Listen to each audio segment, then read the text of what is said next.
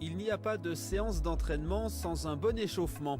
L'échauffement du gardien de but est complet, il débute par une course légère et s'effectue le plus souvent sans ballon. Le gardien enchaîne divers exercices pour le haut du corps, puis haut et bas du corps ensemble, enfin des exercices pour le bas du corps.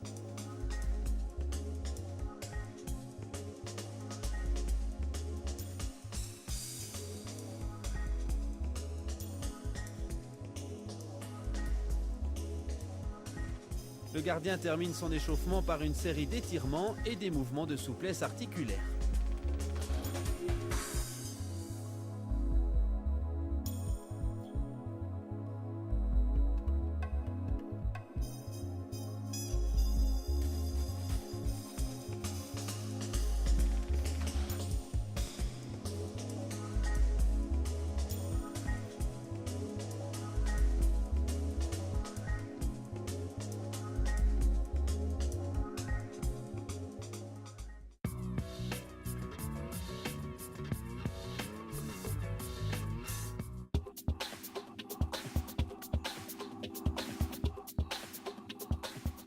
Le gardien effectue des déplacements latéraux.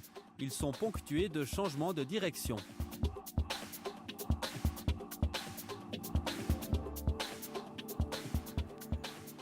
Le gardien travaille la vitesse de pied. Dans un second temps, l'exercice est complété par un geste technique, par exemple une prise de balle.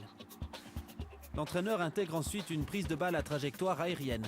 Elle nécessite une prise d'information rapide et de la réaction.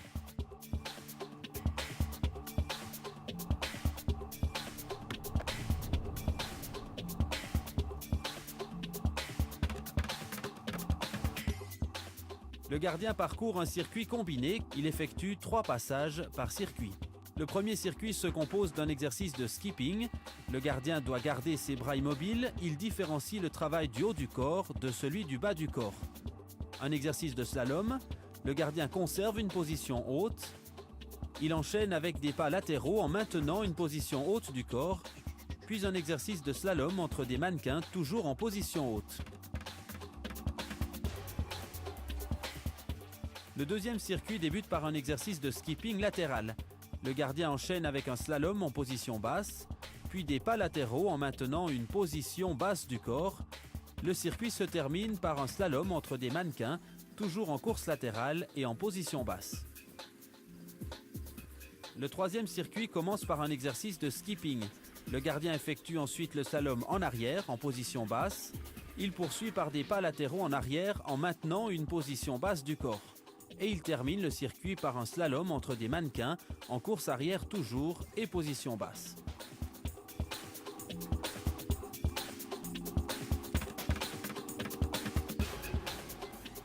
Un exercice de réaction, le gardien se saisit du ballon avant que celui-ci ne franchisse les piquets.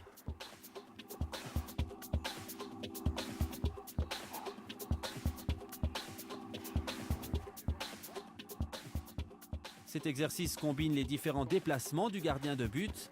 L'entraîneur commence dans un premier temps par faire travailler les déplacements dans l'ordre, avant de modifier cet ordre et varier les déplacements à sa guise.